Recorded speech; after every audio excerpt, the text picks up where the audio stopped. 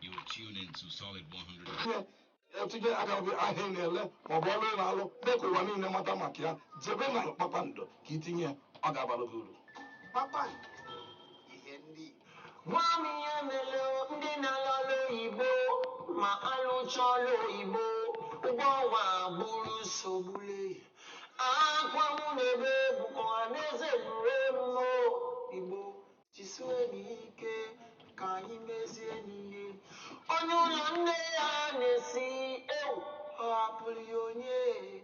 Nenuzo aisiana o mebi siwago akwamunebe kuara pulionye natanu kanyi mezie niye natanu kanyi mezie obodanyo ndị Igbo nwe mmadụ ekene mụ nọ afambo African China Kpakpando sabradela mafọ. Thank you. Papa, Hendi.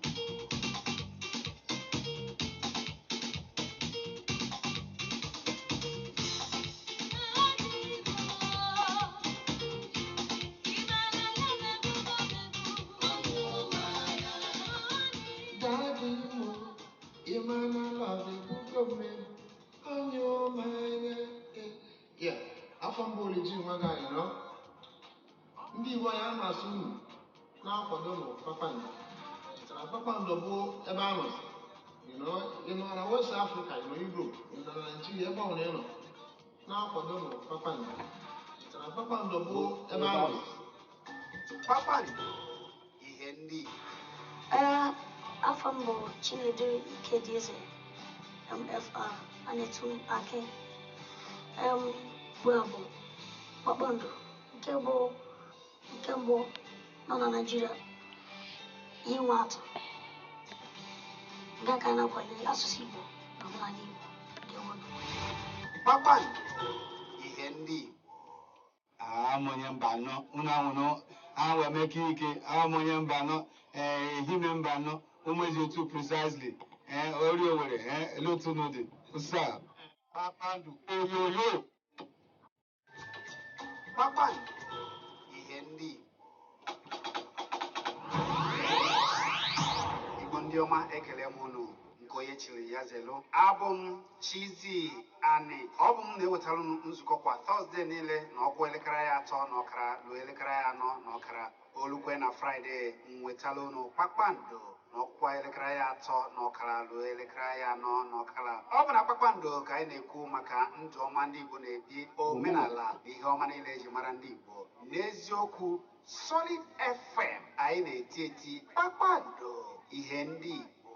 Ọ ga-adịrịrị ndị Igbo mma na-egenu Solid FM ebe anyị nọ wee na-eti eti.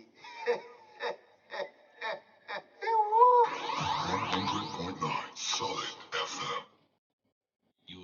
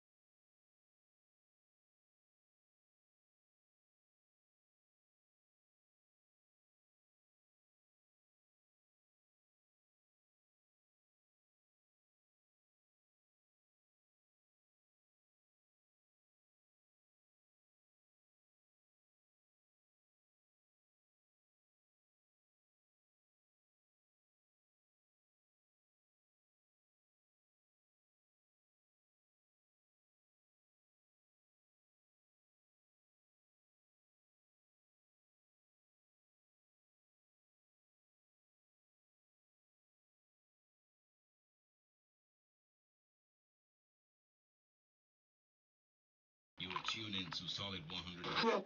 etinye agaghị ahịa ị na-ele maọbụ ọrụ ị na-alụ mee ka ụwa niile mata maka ya jebe na Kpakpando ka itinye ọ ga-abara gị uru.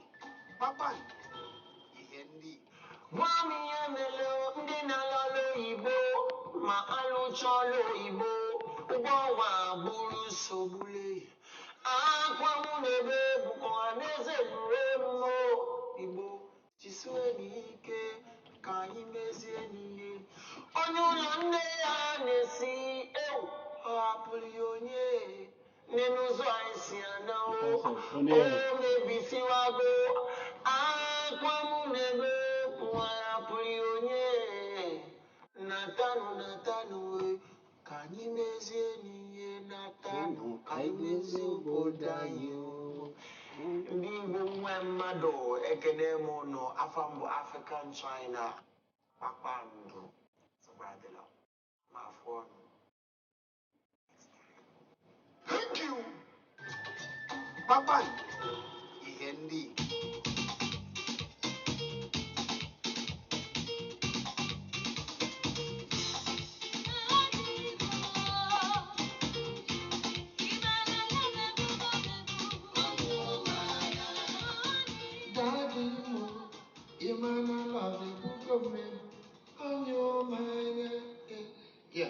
Afọ mbụ Oliji nwa gị anyị nọ ndị Igbo anyị amasị unu na-akwado nụ Kpakpando.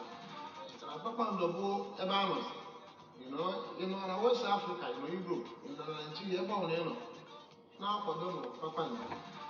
Kpakpando bụ ebe a nọzi. Kpakpando ihe ndị Igbo. Afọ mbụ Chizzy MFR Anetu Ake